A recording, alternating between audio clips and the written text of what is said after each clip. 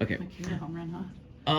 Pair of wins today to open up the tournament invitational. I guess. Pair of wins. Yeah. How are you guys feeling so far? Day one. Yeah, no, I think the response from Clearwater and just had a lot of talks about just pitching and defense a little bit. So I thought we came out today and attacked the zone pretty good, made some defensive plays, and it's nice to see Ashton get after some good outings there for us. And swinging the bat has been there. I think the first pitcher was a little bit unusual. Just mixing the speeds there, so I had to make some adjustments on that side. But yeah, no, great to see the team get the 2 dubs, and now we got 4 more games in 2 days, so getting some rest and get back out here tomorrow. You talked on Tuesday with wanting to see the pitchers kind of do things in small segments, put good pitches back to back, good at-bats back to back.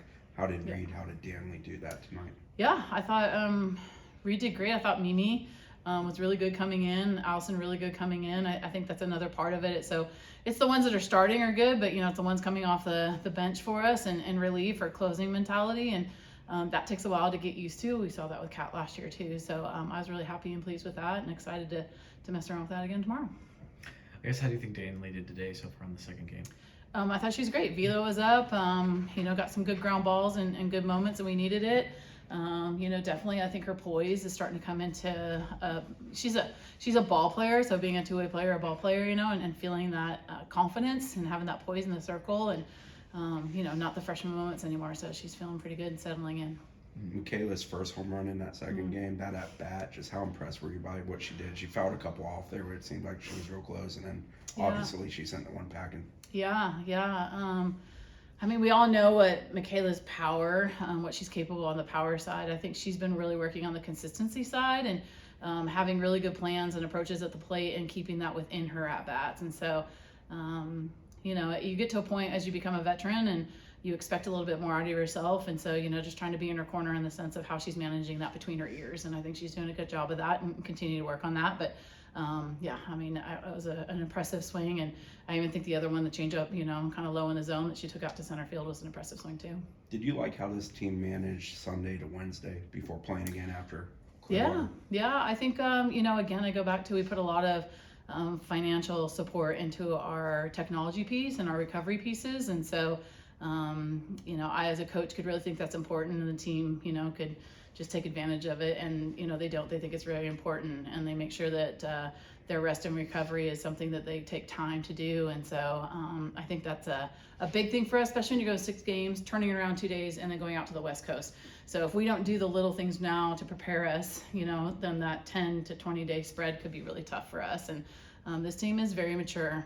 I say that, only need everyone, and we're going to have some new faces mixed in, but our upperclassmen have done a good job for these freshmen to really be locked in. And Jason right now, she's just even keel, and you would never really know she's a freshman when we haven't seen it. And I think that's a lot of our upperclassmen pouring time into it. So the whole team is taking advantage of preparation right now. What's the freshmen's just been like from, last weekend to this weekend so far? I think probably the biggest thing I've seen from the freshmen right now, this class, is just how tired they are at the end of a weekend. And I'm going to say that's a little bit to the stimulation of the weekend. So, last weekend we walk into the park and there's a lot of people for autographs and hellos, and that energy spent, which is incredible, but you don't really know to expect that. You expect the energy spent in a game, and then we have these pretty, back and forth games and a lot of energy, and then they leave in the weekend like, oh man, that was a lot of energy. And how do I manage that? And I think that's been our conversations all along, is how do we manage taking the time that I need to calm and settle down, and then the time I need to be about the team. And so those have been a lot of the talks right now.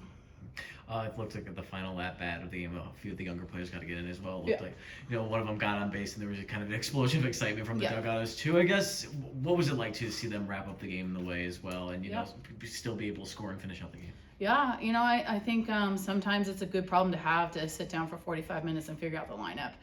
We have a lot of people right now doing a lot of great things, and we have to think of our future, our Kennedy Harps, and we have to think about current, our Dev Flaherty's and Ochos, and we have to think about the confidence piece and the matchup pieces. And so when you really sit down and you look at, and then everyone's producing and taking advantage of their moments. For Angelique right there, she has worked so hard to come in first pitch, get after a swing, you know, and it's not just a flare. I mean, it's a hard hit up the middle. And so, one, it excites the whole dugout because everyone's excited for her opportunity.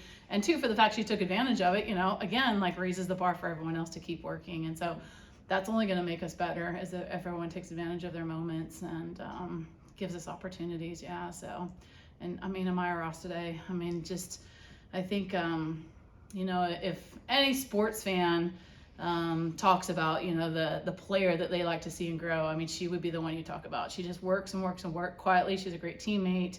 She's super athletically talented, maybe wasn't a softball player and has turned herself into being a softball player. And so now when you see her sit change-ups and hit rise balls, that has been days and days of work.